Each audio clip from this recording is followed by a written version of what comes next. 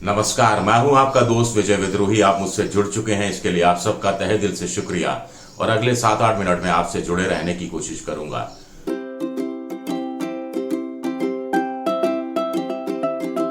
तो शरद पवार एनसीपी के फिलहाल के लिए अध्यक्ष बने रहेंगे, लेकिन शरद पवार ही तय करेंगे कि अगले 2-3 दिनों में उन्हें एनसीपी का अध्यक्ष बने रहना है या नहीं।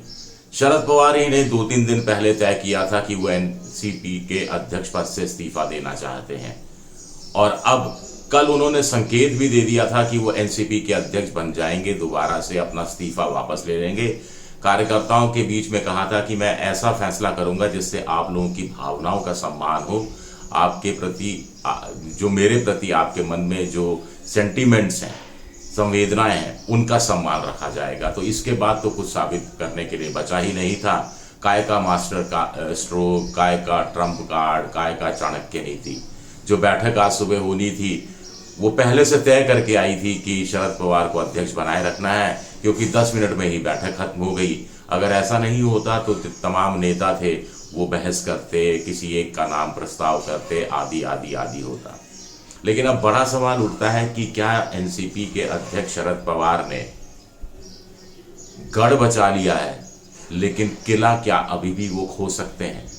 दूसरा सवाल उठता है कि क्या शरद पवार ने जो ये सब इस्तीफे का नाटक किया, जो सब स्क्रिप्ट लिखी, इससे अब एनसीपी को तोड़ने से, टूटने से उन्होंने बचा लिया है?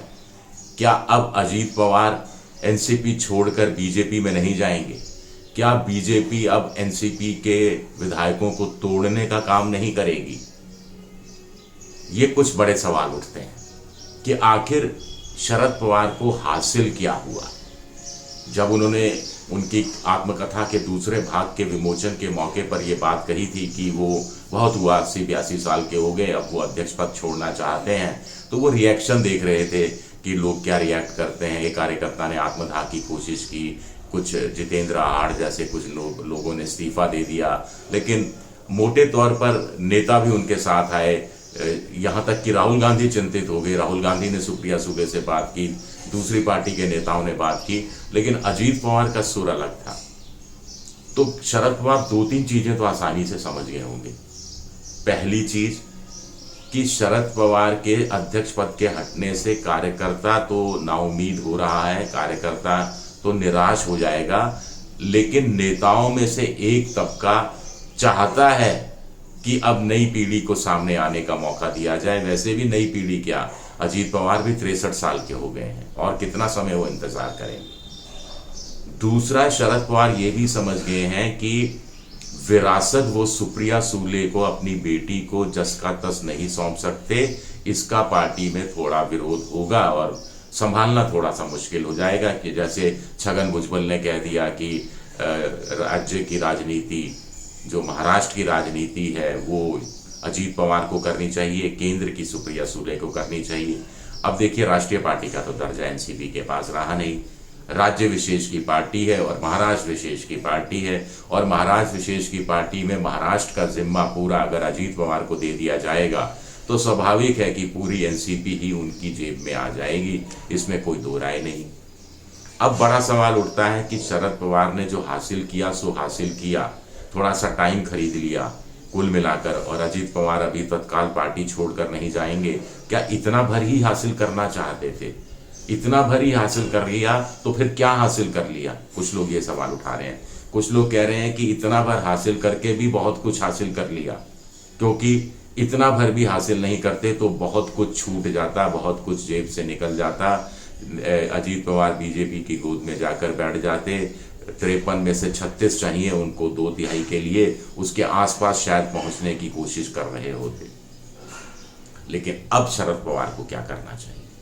अब लोग कह रहे हैं कि शरद पवार ने अपना लोहा मनवा लिया, पार्टी पर अपनी छाप दोबारा से स्थापित कर दी, पार्टी की एकता पर मुहर लगा दी, विधायक जो पार्टी छोड़कर जाने वाले थे उनका रास्ता रोक दिया, अजीत पवार को धर्म संकट में डाल दिया। लेकिन इससे तो लॉन्ग टर्म का सलूशन नहीं निकलता।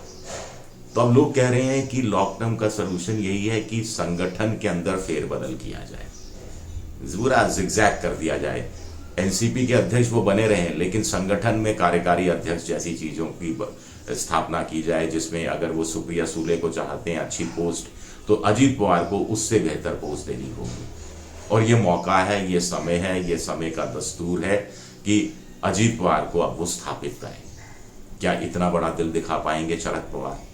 कुछ लोग कह रहे हैं कि ऐसा नहीं किया तो ये जो पल दो पल का साथ है, ये उसके बाद ये फिर चीज़ें बिखराव की तरफ बढ़ सकती हैं और महाविकास अघाड़ी जो है उसका गठबंधन, महागठबंधन फिर खतरे में पड़ सकता है।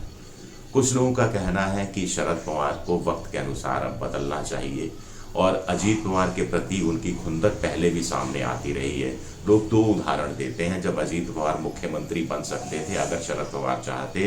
पहला उदाहरण 2004 का है, जब बीजेपी को हराया था विधानसभा चुनाव में कांग्रेस और एनसीपी ने, तब एनसीपी के ज़्यादा विधायक चुनकर आए थे।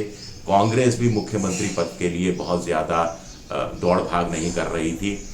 तब शरद पवार ने इंसिस्ट ही नहीं किया, क्योंकि अगर उन इंसिस्ट करते तो फिर उनको अजीत पवार को मुख्यमंत्री बनाना पड़ता, जिसके लिए वो दिल से शायद सहमत नहीं थे।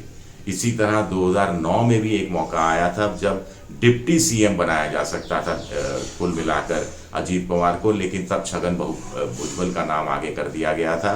अधिकांश विधायक अजीत पवार के पक्ष में थे। 2019 में भी कहा जा रहा है जब महाविकास अघाड़ी बनी तो उद्धव ठाकरे भी थोड़ा बीमार भी रहते थे, थोड़ा दिल से वो चाहते भी नहीं थे, उनकी बहुत ज़्यादा अरमान नहीं था मुख्यमंत्री बनने का।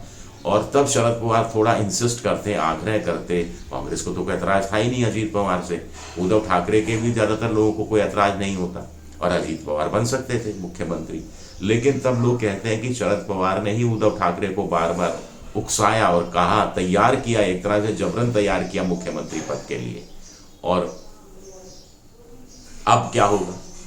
लोग कह रहे हैं कि छोटा सा गढ़ जीता है, किला अभी भी लुटने के लिए तैयार खड़ा है, तो किले को बचाना बहुत ज़रूरी है। इस किले पर बीजेपी की नज़र है और अजीत पवार को समझाना और कुछ उनके हाथ में देना ज़रूरी हो जाता है। अब अजीत पवार के देखिए थोड़ा सा खून भी लग गया है, वो पहले भी डिप्टी सीएम बन चुके हैं और अब उनको लगा है कि अजीत पवार को ये भी लगा होगा कि शरद पवार अब भले ही नाटक कर रहे हो इस्तीफा देने का, लेकिन अंदर अंदर शरद पवार भी समझ गए हैं कि उनकी राजनीतिक विदाई का समय आ गया है।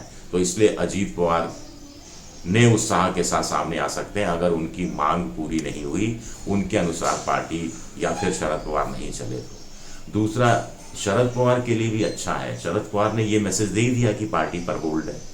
शरद पवार ने यह भी मैसेज दे दिया कि वो पार्टी की एकता बनाए रखने के लिए कुछ भी कर सकते हैं, बड़ी से बड़ी अपने पद तक की कुर्बानी दे सकते हैं।